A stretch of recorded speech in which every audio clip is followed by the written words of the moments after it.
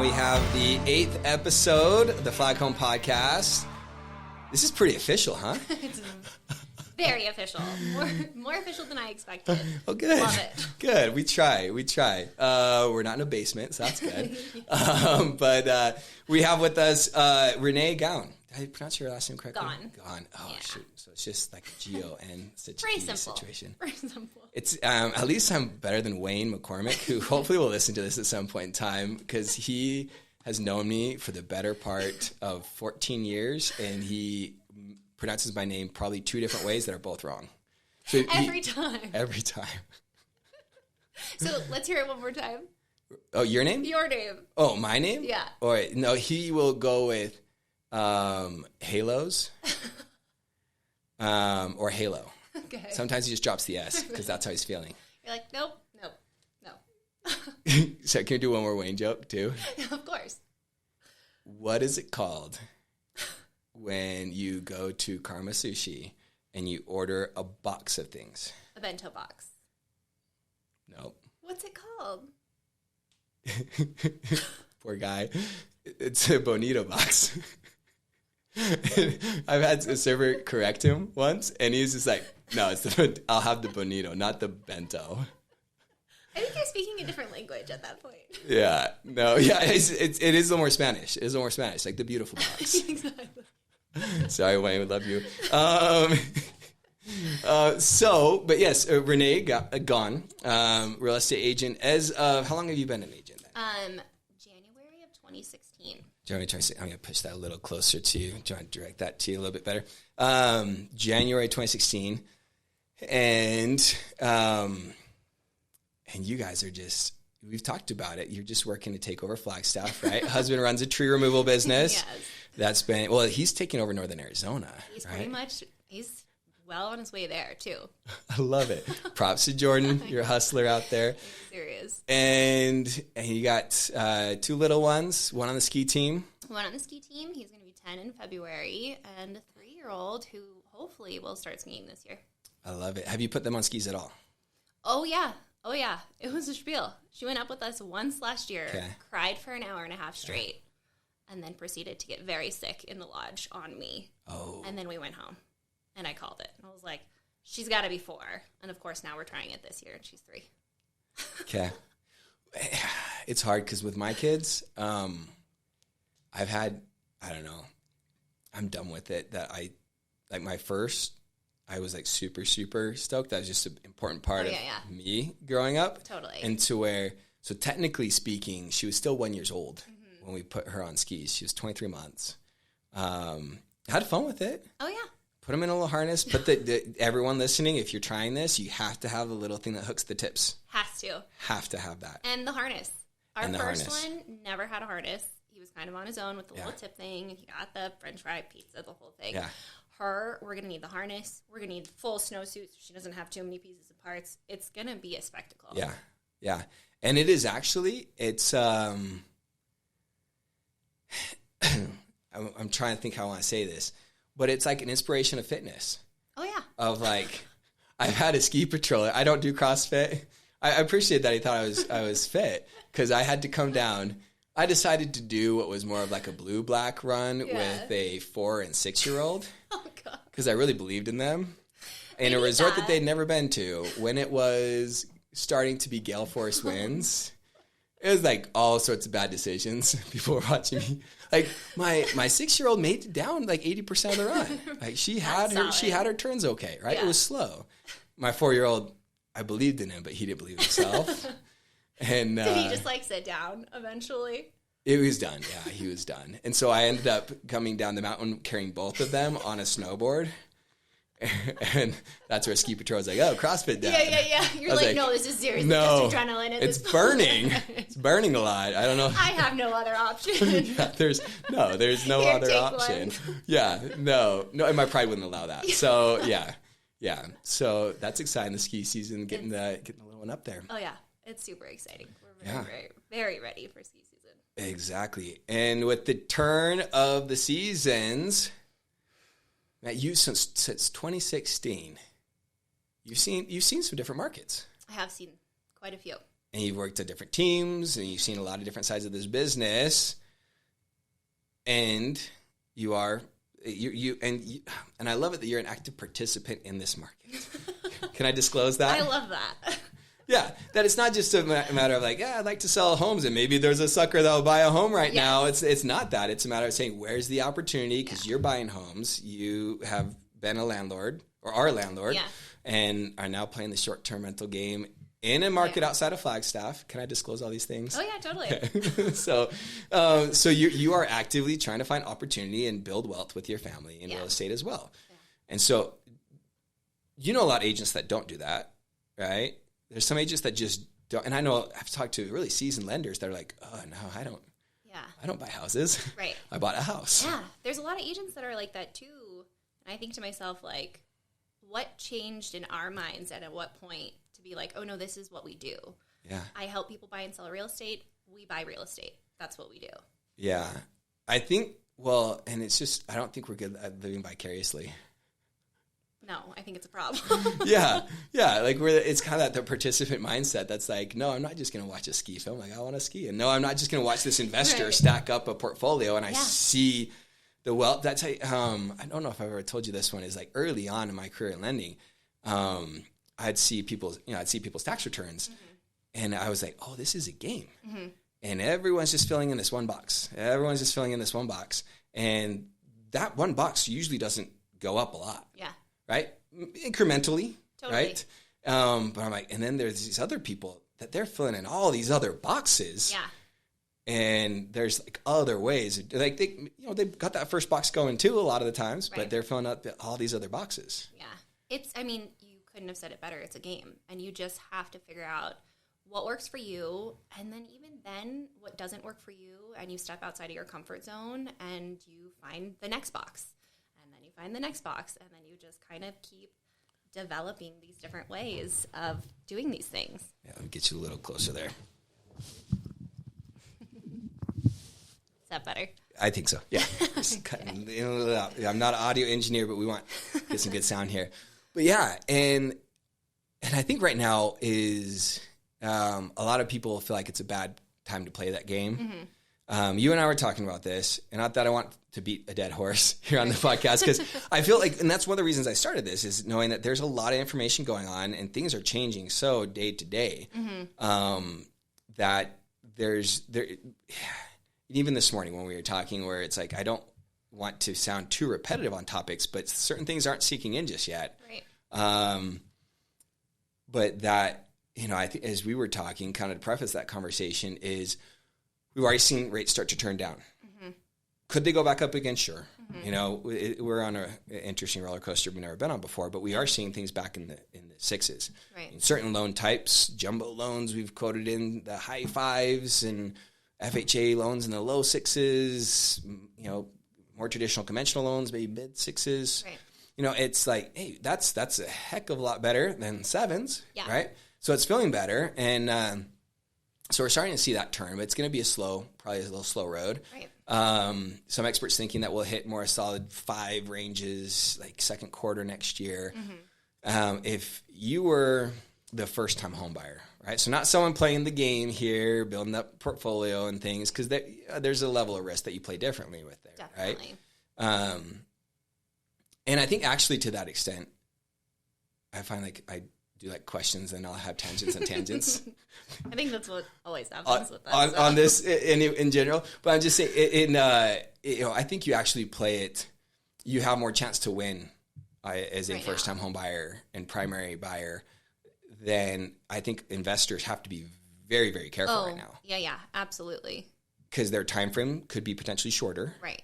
Their opportunity is going to be, they really have to sit there and pencil things out. So I think the opportunity of someone playing the game to win, as far as buying a primary versus playing the game to win to buy a long-term or short-term investment, I think you have way better odds. It's ideal right now. I mean, really, I can't stress it enough to clients and potential clients, as I know that as a whole, things right now sound really scary. Yeah. And like, the time is not now. Don't even try. It's the polar opposite. You have to find your team. You have to find your lender, your realtor. You have to find everyone and build that so that when that time comes to pull the trigger in the next 2 to 3 months, you're ready to go. Yeah. I really do think people need to hear that positive end of things right now. Yeah. And take advantage of the seller concessions, the repairs, the credits. I mean, it's happening. Yeah. And I just, it's never easy. Right? I've said that so many times on this, in the little 8 episodes we've had on this podcast, but like, it's never easy. And so people get really scared and nervous on things. But I think that that's a key part for people to understand that deals are being done. Mm-hmm. So you guys said there a certain price reduction that had happened on a listing that you guys saw. Oh, yeah. How much was that price reduction? It originally listed over $1 million. It reduced to $800,000. There were some radon issues, which completely fixable. Yeah. Easily remediated. I have a radon remediation in my house. Exactly. It's a thing, and it can be taken care of. And it ended up selling, I think, close to $600,000. I mean, like, drastically lower. Yeah. It's kind of unheard of, but, like, it happens. So as an agent, I'm there to say, let's write the contract. Like, give it a shot right now because it could work. And I think the longer that we continue to go is a lot of times we get caught in as much as we don't want to, but we get caught in a herd mentality. Mm-hmm. Right? I think we really do. Yeah. And that's what we're kind of what we were joking about this morning. That was kind of my mindset of talking about like Black Friday with that of like, and I love you, Abby, my wife, that just loves to deal shop, loves to deal shop. And she would probably defend like tooth and nail that she actually saved money where I don't know. I love you, Abby. But that people get in that high mentality and all of a sudden spend like I should look this up. Was it 1.3 or 9 or billion? It was billions of dollars in one day or weekend. And so it's a matter of like, all right, that's the high mindset that you're getting a deal. Yeah. And then the high mindset all of a sudden shifted that, 7% rates are not a deal anymore. Right. And then the sellers were thinking like, we can have our cake and eat it too. Yeah. And so both these groups are going through a re-education process that, hey, there's opportunity to be had, right? And there's strategy to be had as far as the buyer is concerned, that it's not the worst time to buy, that there's just a conversation that needs to occur there. And then sellers are also finding that it's a matter of life, right?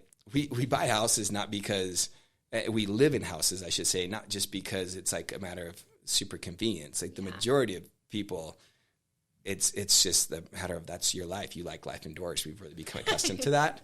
You want a flushing toilet. Right. You want some climate control here in the now freezing northern Arizona. And so it's really then a matter of people adjusting to say a seller has life that needs to happen. They need to move states. They need to go do things. They at some point, will come to a very logical, and I think that's what we're starting to see, is some sellers come to a logical viewpoint of, hey, I can walk with a lot of money because I bought 5 years ago, 2 years ago. Right.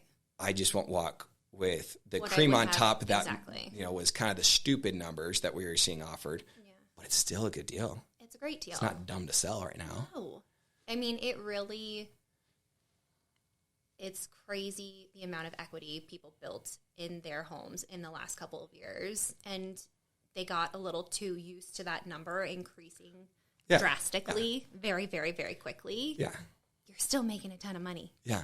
Like, it's still a good opportunity to sell. Yeah. And yes, you may pay a little bit in concessions, and yes, you may have to wait a little bit longer, but like, that's a normal market.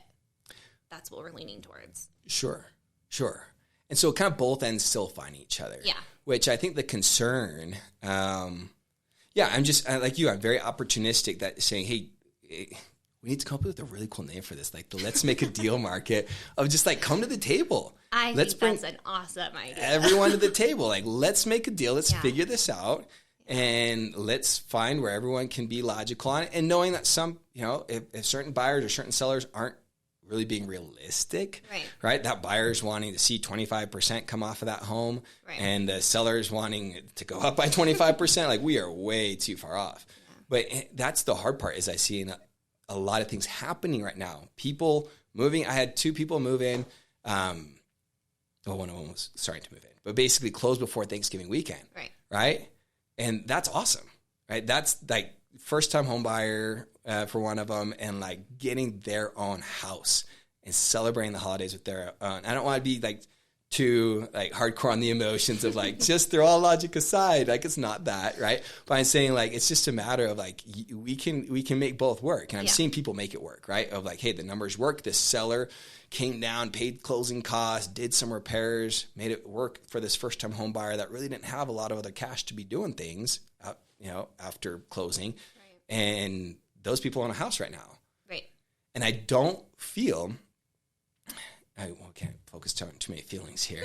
But again, I just think a lot of people need to be very, very careful because there's a lot of people that have been waiting. We've talked about like certain news broadcasters, like real estate correspondents for certain news channels that have been predicting a crash since like 2014. Yeah. And like still not here, and the people still bought. buying. So I just think we do need to have people be careful and saying if you can find a good deal that's reasonable right now, don't wait for all of a sudden. Like you can go onto YouTube and Google and you can find a gazillion people that are going to try and be influencers and tell you about a crash because it gets clicks. Right. Well, and there's something to say for participating in the market, having a good team behind you, playing it correctly, but don't really play the market when you're trying to like wait till the perfect time or you're trying to just, I don't know, predict it all. It very, very rarely works out in the way that you've wanted it to. And so if the numbers make sense, I mean, the number one most important thing is that the numbers make sense. It's a comfortable amount for you. Everything comes together and it works. You never want to force anything. Yeah. But you can get creative and make it work. That's what you can do at any point in time. Yeah.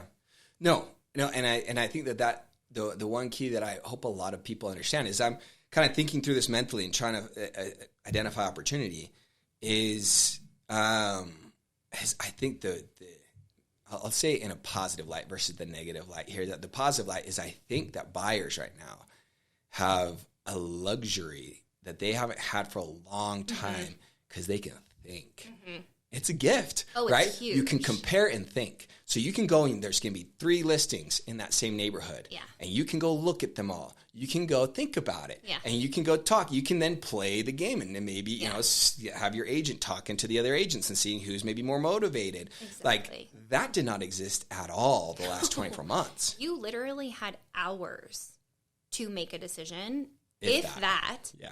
And even then, you're throwing in huge terms into the contract to get that offer accepted. Giving away a lot of securities. Yeah, and buyers don't have to do that right now.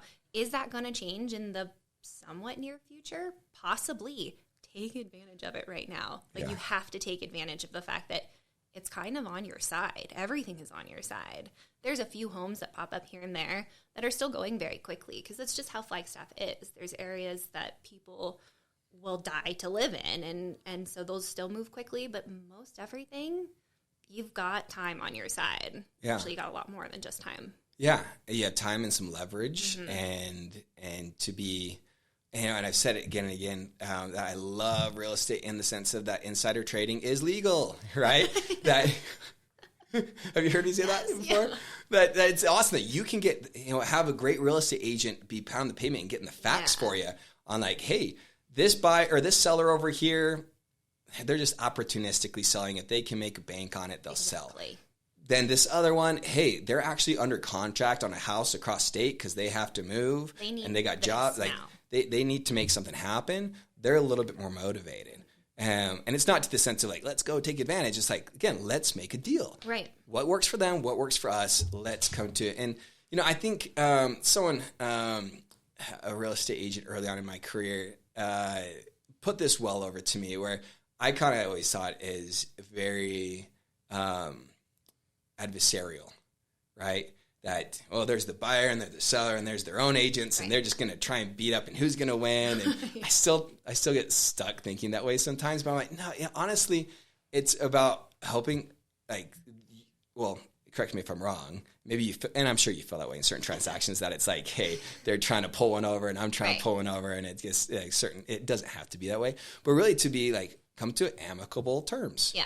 Right. Where everyone's helped because you get an awesome house that you want to raise your, have life in or raise a family in. And then the seller gets a payday and moves on with life. Yeah. I always say it's the most important thing is protecting my client in every way that I can. But essentially, we're all on the same team. We all have the same end goal here. So if we can be nice and work together, and the number one thing I think is communication and have open communication, it tends to work out a little bit better with that. Yeah. And so, yeah, we're all on the same team for the most part. I definitely want to protect both my sellers and Absolutely. My buyers as much as possible. And so I will always do that. But yeah, I mean, generally, just you can talk and make it work. Yeah. And there can be situations where basically everyone wins. Maybe I'm totally. No, it's so true. I mean, I literally just had this conversation with another agent. We were like, we got this. Everyone has what they need. Yeah. We've got these terms that we've finally, after weeks of negotiating, come to terms on. And we're all on the same team. That's what we're here to do. Yeah. Yeah. And I don't think people, I just think people just transact real estate so infrequently that, and it's a lot of money on the line, it's a lot of commitment on the line, that they can sometimes go a little crazy, right? Like, even I've seen that where it's like, and I'll have moments with my team where they're like, oh, this person just totally went off the deep end. And I'm like, it's okay. It happens. It happens all the time. And as long as they're not flat out using, poor language choices and getting personal, which happens sometimes. They can do that. I'll tolerate more than I will with my team. Yeah. They can talk to me. But it's like, they're going through a lot, right? People are going through a lot right now. I mean, again, you don't buy and sell a home very often. And so I definitely understand people's stress levels during this time. And I always say, like, if I can just be the calm in the storm, that's all that matters. Like, I'm here to make sure you're comfortable, you've got all your questions answered, you've done everything that you need. You can take a sigh of relief because I'm going to handle everything on this back end. And that way you don't have to be as stressed out. Yeah. And, you can't avoid all of it. Buying a house is hard. But yeah, you just have, like, you and I have to be the calm. Oh, yeah, for sure. We'll tell you when to stress. Yeah. But it's going to take a lot for me to tell you that. Yeah. Sure. Yeah. And I guess what, is there any particular, whether it's buyer type or segment of market, is there anything that gets you kind of excited about this next year as far as thinking like, hey, this section of town or these homes or this opportunity, is there anything specific out there that you think is going to be like a good opportunity out there or a good buyer segment? I mean, honestly, just buyers in general. I spent several years of my career just as a buyer's agent, and so I absolutely love it. It is a part of my job that I just don't feel like we've had the joy in for the last couple of years. It's been so stressful for them. It's been really stressful for us. It's been stressful for you. And so if we can just work with buyers and get them into homes and like get them some perks along the sides of that. And that's what I'm excited for. And that's one of the reasons why it's like they need to hear that it's possible right now because it's so fun and you can totally do this. Stop paying $2,500 for your 2-bedroom, 1-bath condo when you can buy a house. You can totally do this. Yeah. The rents. Oh, it's insane. And just, yeah. And that's the thing is if you're living, maybe we should have full disclaimer statement. We probably should have done this up front. Is if you're living with your parents and you like that, yes, everything's going to be more expensive. But if you struck out on your own, it's not for everybody, but if you struck out on your own, you're either paying, what was it? I love this one, that you're either paying, you're paying your mortgage or someone else's. Oh, it's true. And that's exactly what it is. And then you add that up at the end of the year and you think, oh my gosh, like that's how much I could have put towards my home. Yeah. That's a lot of money. And you'll never see that again. No. And you're also probably living in a space that doesn't 100% work for you. Yeah. So. No, and it's a matter of just understanding, like right now, get opportunity. Speaking of opportunity, like FHA buyers, right? Yeah. People coming at 3.5% down. Huge. Like they were kicked to the curb the last 24 months. Not even considered. And because of primarily stigma, it's a little more sensitive on the property conditions. And so, there was some reason that sellers were just not wanting to deal with that given the speed of the market, which I get. But those offers are getting accepted now. And that those folks, again, if they're spending $2,000 a month in rent and they say, okay, you get 3.5% down on an FHA loan compared to $24,000 a year that you're spending to live in someone else's house, you got to make something work here. Yeah. I had a couple FHA buyers that I worked with for the last, I want to say it was a year and a half. It was a long time. We probably saw upwards of 25 homes, probably wrote 10 to 15 offers. Like, it was a long journey. Yeah. And as soon as interest rates started to rise, they hung in there with me. Yeah. They kind of adjusted their numbers so that it still continued to work for them. And we got them into the best home that we had seen in the last year and a half. And I always say, and it's as cheesy as it sounds, every buyer ends up in the right home. So if you feel like you've lost out on like the perfect home for you and you're devastated, one day you're going to look back and go like, oh, like that's why that one didn't work out, because we ended up here. And part of that is psychological confirmation bias, but it works. We have it. It works. I've been there in that experience as a buyer. No, I've been trying. I have a good friend of mine that bought a home, and him and his wife, if he listens to this, we're not exactly on the same page with it. And I'm just trying to help him with his confirmation bias of just like, give in. It's the right home. Quit guessing. Because I would say that if you're going to buy a home and think that you're going to, that you're going to make tons of money off it next year, or that, your jobs could change. You might be leaving the state in 2 to 3 years. Yeah, those are real circumstances right now where appreciation might not be as strong as it has been. So that moving or buying now and rent versus renting over the next couple of years, like there's a reality where that doesn't necessarily pencil. But and that's where I think a lot of folks just need to understand, like you were kind of alluding to before, of like trying to find the perfect deal, right? It's like day trading versus watching the 10-year performance of your portfolio, right? Of like things are up and down, but time will heal all things, right? And to say, hey, the longer term that you can be committed to this and that home meets your needs, then you stand that to have this be a very positive decision. Yeah. If you can't make that commitment, then there's a reality check there, and it's not for everybody. Right. I think people need to hear that sometimes too. Well, and I think it also changes sometimes the way that they're going to approach things, or that I'm going to approach things with them. Because if they have the intention of buying a home and potentially turning it into an investment property, we're looking at different homes. We're looking at different options. Yeah. But if that's not something that they ever have a desire to do, fine, we can work with that too. You just kind of pivot into what they potentially see happening over the next 10 years. Yeah. Well, I think, and that's where you can help really be an expert in people understanding that that's something that you value. If like, hey, we value this as a primary residence, but if that's not your goal, this is going to be a rental, is that still carry a value that you want to pay for, or is that really seen in the same light? Yeah, I think that's huge. And I think right now, more than ever, maybe specific to Flagstaff, people really do have that investor mindset more. That first-time home buyer is thinking, I may not be here forever, but I want to keep this and I want to rent it out. So we're going to take that into consideration, because what you want and what may be perfect for you may not be that home at this point in time, but it will be the perfect rental. And that's, I think people need to understand that if you want to build a real estate portfolio, the cheapest possible way, I'm not saying the easiest, but the cheapest possible way is the move up, right? You've done that. You did that. I did that. We're still doing that. You're still doing that.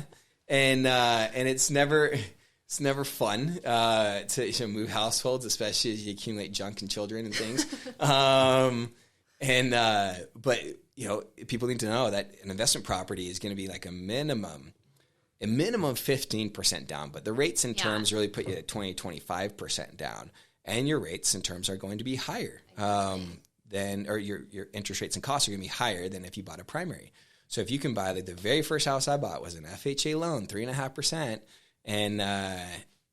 and being able to then after basically you're saying that you're going to live there for primary for 12 months is your intent. So people know that. So after a year, we ended up waiting 2 years and then moved up into another property bought with a conventional loan at 5% down. And still I'm like, hey, at 8.5% in 2 homes, like I'm far from a 25% down payment. Yeah. Right. And sure, you have to look at numbers sharply, you have to pencil everything. Again, everyone needs to, not all deals are for everyone. It's just, but it's, it's sometimes just thinking through. I think you and I have thought through that too, or talked through this before, of like making your own luck, right? That house isn't going to be perfect, so you're going to have to get a contractor, and you know how that works too, right? Yeah. We're literally in that right now as we speak. I love it. I mean, the first home we bought was like a townhome, 900 square feet, didn't fit in it whatsoever. I think we used a down payment assistance program. Love it. That was the first home that we bought. Yeah. Like walking in to get pre-qualified, my husband and I looked at each other and we were like, there's no way that we're going to qualify for this. And we walked out and we were like, holy cow, we like more than qualify for this. Okay, I guess we're doing Mortgage bankers are all shady. They'll give us money. Sure. And then from there, we always joke that we've always bought homes that we don't technically fit in, but the goal for us is not being 100% comfortable at that point in time. Yeah. It's building that security, and we move pretty much every 2 years. And so that's what's worked for us, and our kids have been really patient with us. And so, yeah. No, and it's, and I can't overstate this. I know I've already said it, but just that things aren't then comfortable, right? Exactly. It's not always comfortable, but you look back behind you and you see, and it's the entrepreneur quote. And I love the quote, even though, it's a little cliche, and that entrepreneurs live or work like others won't, so they can live like others can't. Yes. Right? And it's like, hey, moving's not super comfortable. And this is not everyone's cup of tea. Some people just say, hey, I don't want to do that. They live that. the simple life, and I have, I'm slightly envious of that, actually. Yeah, my second investment property I bought was from a friend of mine, and he was wanting to sell his house, and it just kind of worked out that we did this buddy deal together, and I literally sat at the Jimmy John's with him. Or no, it wasn't Jimmy John's, it was the Smash Burger when it was still there. Literally sat at Smash Burger for like an hour telling him not to sell to me, and this would be the cheapest rental property he ever had, and it would be great for him. Gosh. And I really just tried to talk him out of it. Yeah. And just being the honest guy that I could be. Yeah. And he ended up just saying, I want the simple life. I don't want to manage that. I want to take my money and run. And I just want one payment, one roof. Take it. One, set of utility bills, because it does get... I mean, it's not for the weak. I mean, I'm telling you, it's, things are breaking. Things are happening all the time. Like, it is not for the weak. And there are days where I'm like, oh my God, what are we doing? And why are we doing this? But in the long run, when we look at what we've been able to accomplish over the last 10 years, definitely with some mentors and some good influences and really buckling down and knowing that this is what we want to do, it's pretty solid. And I don't think we would have ever changed a decision that we've made. Would you say, so I'm going to try to ask some questions here instead of tangent. On top of that, to say when you started out on that, you didn't know it would lead to where you are now. Is that fair? I had absolutely no idea. I never in not meticulously planned. No. You're just never making best decisions as you can as you kind of took opportunity. Okay. And it just kind of grew on me, and I realized this is something that we're comfortable doing or even not comfortable doing, but able to kind of wrap our heads around it in different ways. Yeah. And I feel, I'm genuinely surprised at how we've been able to pull it together, because I truly never would have imagined that this is what we'd be doing. Yeah. And I would you say then, in your mind, if you can kind of see your mindset 5 years ago and see your mindset now, do you feel like your trajectory, like as far as what you'll be able to accomplish, and not so much on a level of success or wealth or income, but life, right? That your trajectory has changed because of how you've been able to manage and accumulate real estate? Drastically. I think that it built a confidence in us to trust our decisions and trust the moves that we think are right. And so when that next hard decision comes up or the next property comes up and it's like, okay, we're doing this, but we're not going to be able to do X, Y, and Z, we have the confidence to just pull the trigger and make it happen in whatever way we need to. Yeah, that's powerful. Yeah. And it's, it reminds me of, I have this constant conflict and conversation with my wife where she's slow and meticulous. Mm-hmm. And I'm like, no, let's just do stuff and it will probably turn out better. Like, and we'll have time to fix it by the time we would have got to the first decision anyways, kind of thing. So we balance each other out very well. Yeah. But it is that balance though, right? Of saying, hey, I think there's just so much to be said for a bias of action, mm-hmm. right? And saying, no, I trust in my, it's not just like a blind gut trust, right? No. It's like, hey, I know how to run the math, run the numbers, right? And it was going back to that, like tax return analogy is I always kind of saw things as like an equation, right? Of like, hey, I clock in, I clock out, I get a paycheck, it's a W-2, and it goes here. Yeah. Right? That's one equation. A lot of people know that equation. Right. But to learn the steps. And so it's not just blindly doing these things and putting income in these other boxes here. It's like, no. I know the equation to, to analyze, watch market, make a deal, know if it's the right deal as it progresses, know if I walk away or not, seal the deal, then get that tenant in there. And manage that lease or manage those next steps. And it's all education. It's all process, and it's not rocket science. Right. You don't have to get a 4-year degree or a PhD to do this stuff.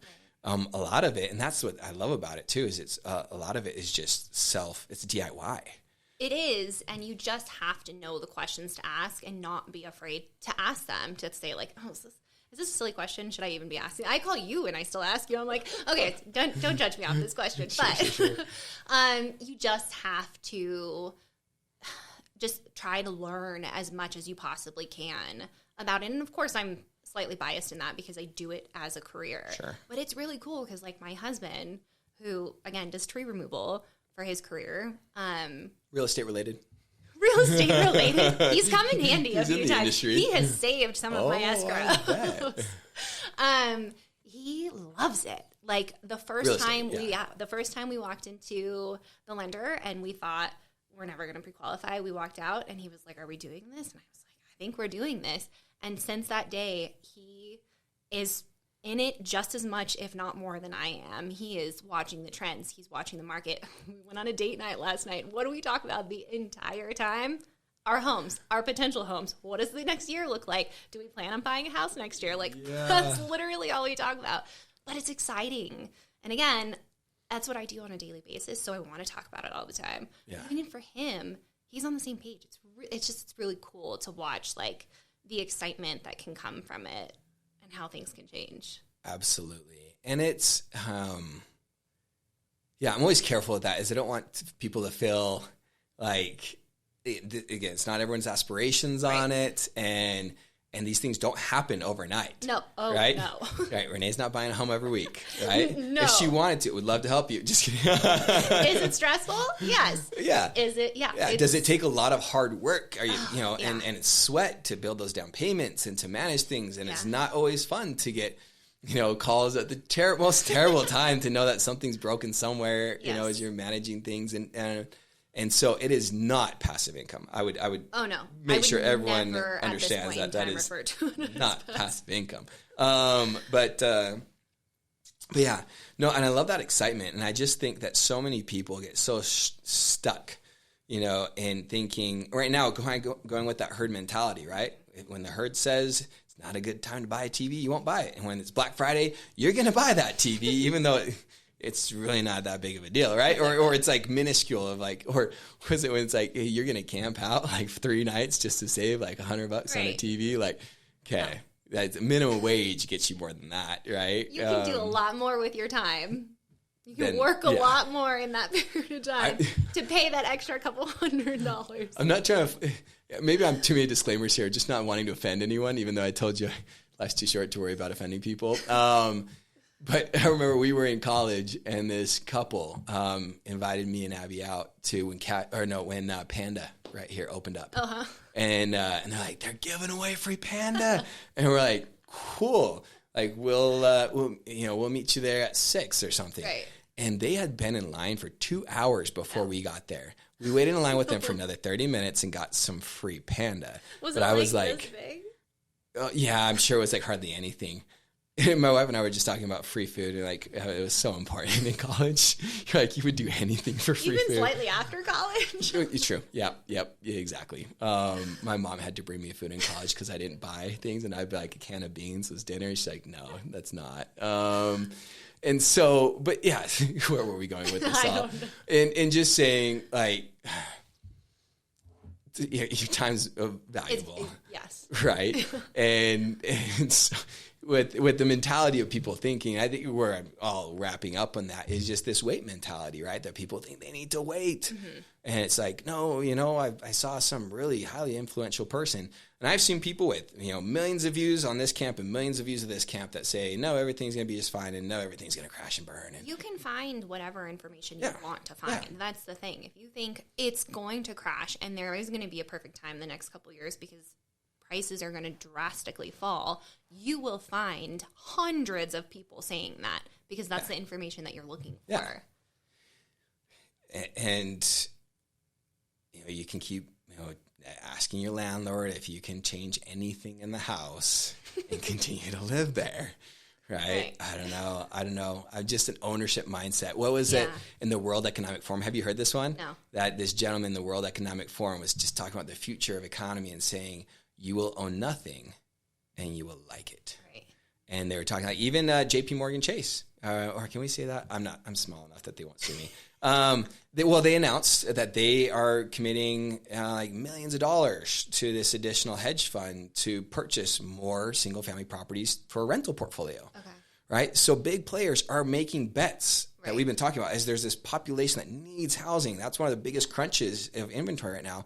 And the big money in the market is betting on making money in housing. They're betting on people just needing somewhere to rent, never having the courage or taking the sacrifice and getting that down payment or getting up to the ownership. Right. Because they just want you to rent everything, right. lease everything, and be happy. And you know what? Going back to like the excitement that we see in this, I understand that other people are not going to see that excitement. Sure. I hope that they see the excitement in at least owning a primary. If you don't see the excitement in owning a primary and you just want to rent, like, that's your choice. Yeah. You can totally do that. Yeah. Do I agree with it? No, not necessarily. No. And again, it's unique to everyone's circumstance, but I guess my takeaways is I hope that people, and where I get excited is I hope that people that kind of have that desire, right? But are nervous or scared or just don't know the ropes, know that they can call Renee, that they can sit down with me, that they can just make a plan. Yeah.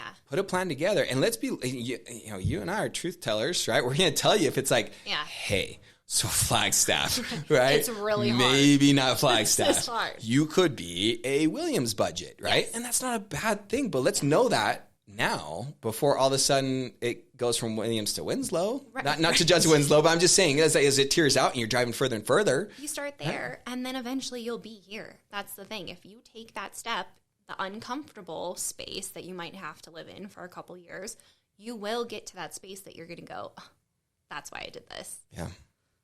It's worth it.